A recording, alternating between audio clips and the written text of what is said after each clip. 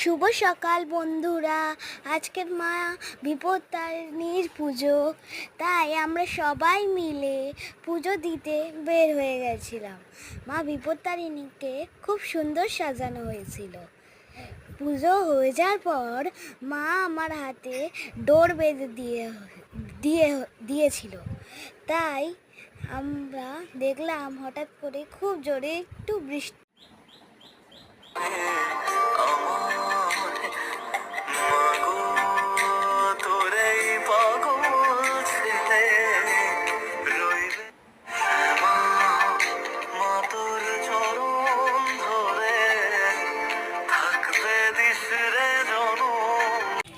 আমরা বোনেরা পুজো দিতে গিয়েছিলাম। আজকে বিপত্তারিণী পুজো ছিল, পুজো দিতে গিয়েছিলাম, তাই ফিরছি এখন দুজনে। চলো।